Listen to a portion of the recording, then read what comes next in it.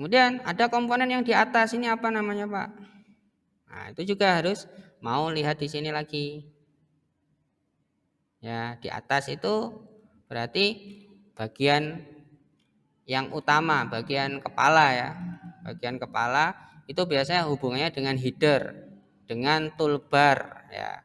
Berarti kita harus mencari komponen yang ada kata-kata tentang toolbar lah ini. Toolbar, sampingnya tab ya. Toolbar itu berarti nanti berbicara tentang tampilan yang ada di atas. Nah, seperti ini. Ada Ion toolbar, title only. Kita cek di mana, Pak? Kita cek di halamannya kalau ini. Berarti misalkan saya masuk ke home, berarti masuk ke homepage HTML. Oh iya, di atas ini ada Ion header. Kemudian di dalamnya ada Ion toolbar. Kemudian ada Ion title. Ternyata munculnya kok seperti ini, tulisan blank. Oh berarti blank itu efek dari tulisan ini. Maka ini bisa kita ganti home. Kalau mau diganti dengan home. Kemudian transclusion true ini diingat-ingat. Ini pun ada pembahasannya. Ya, transclusion true itu dia akan bisa memberikan efek header ini transparan saat menggunakan mode iOS. Ya, jadi kata kuncinya modenya harus iOS. Mode dari device, mode dari desainnya harus iOS.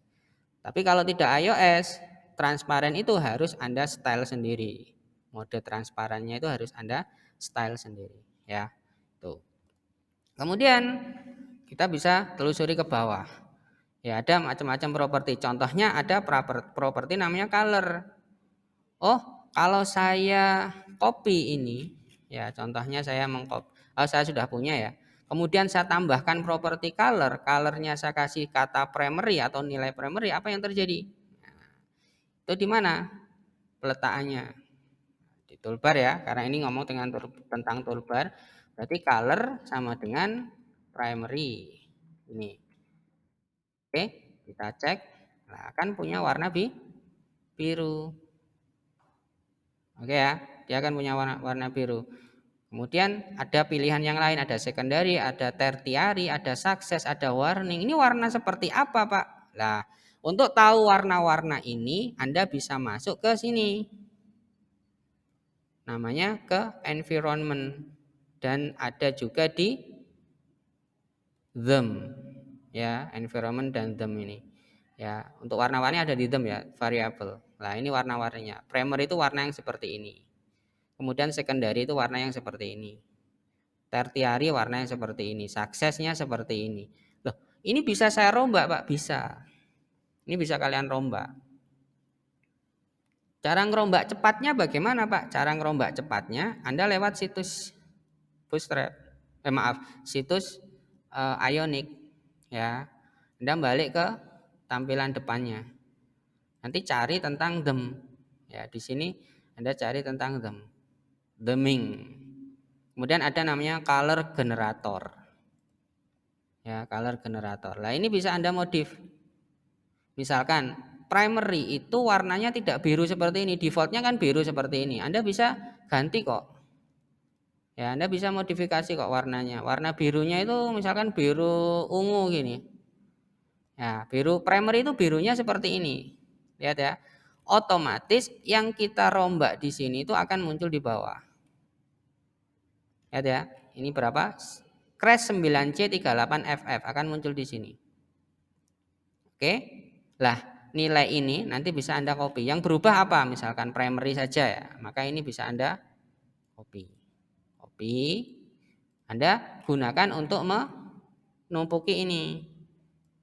Kalau kalian nggak ingin ini hilang, ya dimatikan saja. Kemudian Anda ganti dengan aturan yang baru. Ini loh primary.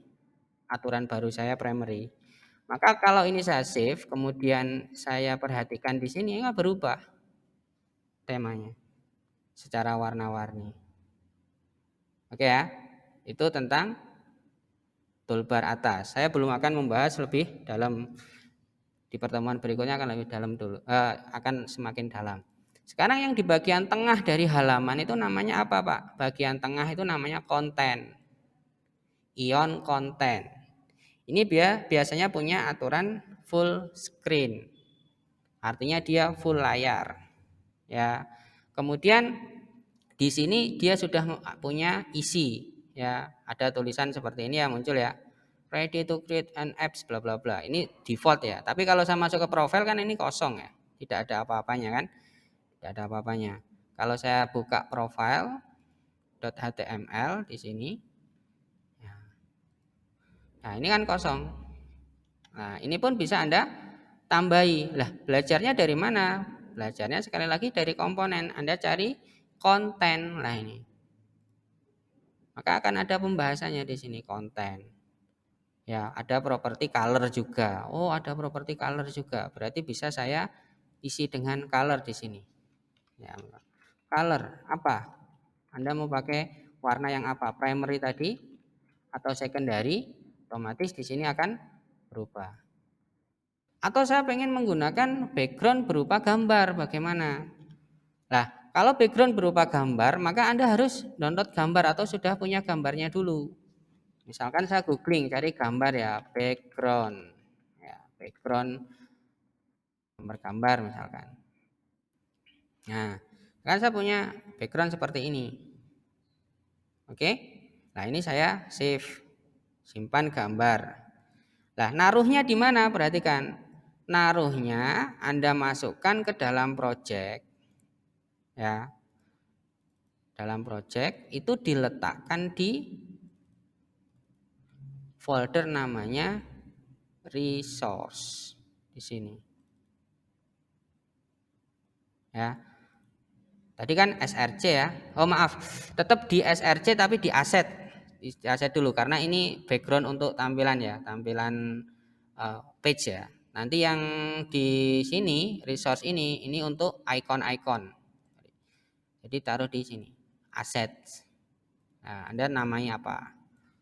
Atau cari yang JPEG ya boleh. Misalkan ini namanya background. Ya, JFIF ya ekstensinya. Berarti nanti kalau kita cek masuk ke dalam app ya aset akan ada background. Nah, kalau ini tidak bisa dimunculkan ya kita uji coba dulu aja ya. Semoga saja bisa muncul di sini. Terus nempelkannya bagaimana, Pak? Nempelkannya Anda lewat CSS.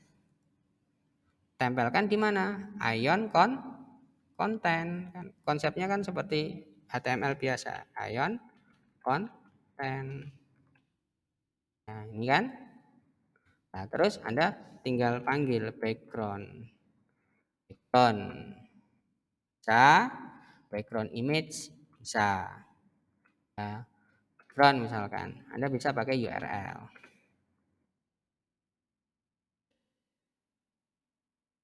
Oke, URL-nya apa? Arahkan ke sini. Ini pun cara menunjuknya sama. Saya berada di dalam profile. Aset itu sejajar dengan app. Bagaimana? Berarti saya harus keluar dulu. Keluar dulu berarti mundur. Satu langkah. Kemudian seolah-olah kan saya ada di sini. Ya kan? Jadi mundur. Mundur keluar. Mundur lagi. Berarti 2 kali ya. Mundur baru akan terlihat aset di situ. Nah, kalau sudah dia akan muncul sendiri. Ya. Jadi kita lihat tampilannya. Apakah berubah atau tidak. Nah, ini sebenarnya berubah ya. Ini lihat ya, ada warna merah di sini. Kok nggak kelihatan, Pak? Karena dia tidak ada settingan full screen. Seperti yang ini. Ya, jadi Anda harus mau baca di sini. CSS-nya juga ada background ya di situ. Ada background. Kemudian kita uji coba dulu full screen true. Ya, kita copy. Kemudian kalau dia tetap tidak mau, CSS-nya harus kita modifikasi tambahan. Ya. Atau backgroundnya menggunakan mode yang ini. Nah, ini strip background. Ini kan custom CSS ya, strip background depannya. Oh, filenya tidak tersupport, tadi kan tidak kelihatan ya filenya, enggak mau. Nah, mau ya, sudah. Oh, berarti untuk memanggil background di sini sudah ada penjelasannya. Di menu apa tadi? Ion content. Ada di sini tentang CSS custom properties. Ya, kalau mau mengganti background dengan apapun, maka bisa ini. Background of the content. Kalau sekedar warna bisa pakai strip. Ini kalau menggunakan CSS. Tapi kalau menggunakan properties berarti di sini Anda panggil langsung properties. Color apa misalkan. Color contohnya misalkan saya gunakan tadi primary. Ya, color primary yang ini saya matikan.